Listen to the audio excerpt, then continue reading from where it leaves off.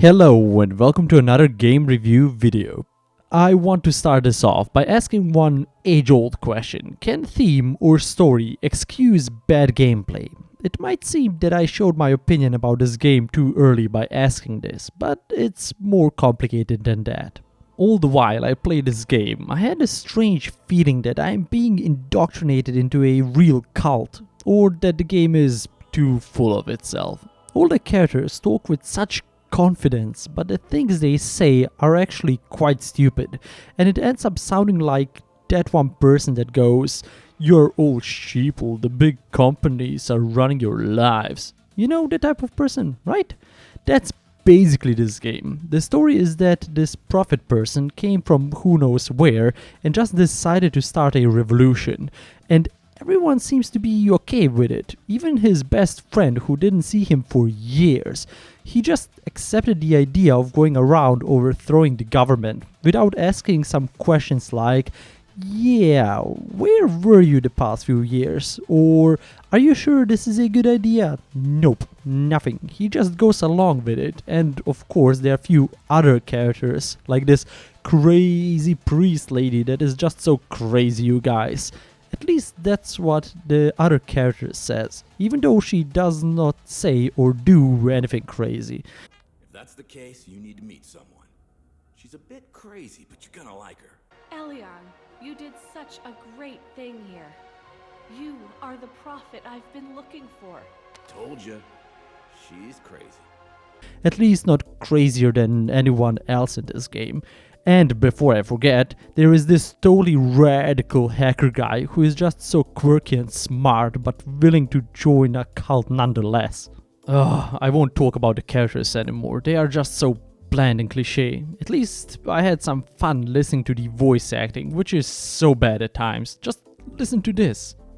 Beat it, man. Ain't got nothing better to do in this shithole.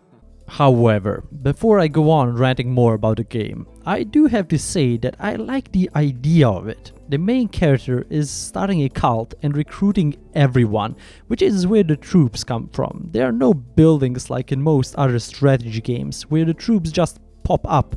No, all of them have to be recruited by the main character and then specialized to be fighters, hackers, and so on. This mechanic is quite original and fun. That is why I'm so sad that the rest of the game is so boring. The strategy part of the game is quite simplistic. There are only few movement options that can be assigned to troops, which don't include some important ones like a patrol option. And the attack position command made it so my army sometimes walked past a whole group of enemies on their way to the spot I told them to go, getting themselves killed in the process, which was quite annoying. The main characters though have special abilities, which aren't even that special. One of the main characters doesn't even have one, he is just a basic fighter but with a long cape and more health.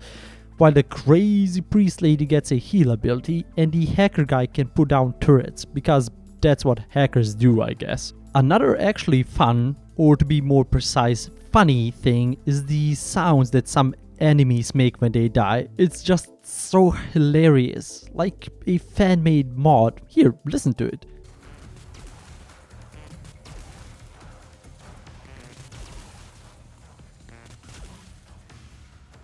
I swear I didn't edit this, but besides that, there isn't much to talk about. The setting is obviously sci-fi, so of course there are neon signs everywhere and lasers. A thing that did surprise me is that I encountered no bugs while playing. I do have to give praise where praise is due, but this is basically all I can say about the game. It is quite bland and simple. It gave me hardly any incentive to keep on playing it, and I found it a chore just to open it again to get the game footage for this video.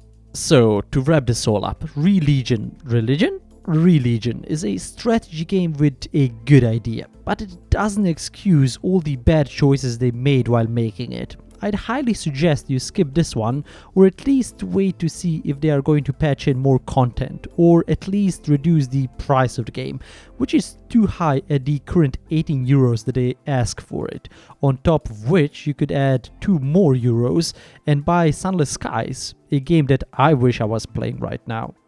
Oh, and if you watched this video so far, I'd like to thank you. Good job, and ask you to leave a like or share the video to help others find it, or subscribe to see more of my videos. And of course, goodbye and thanks for watching.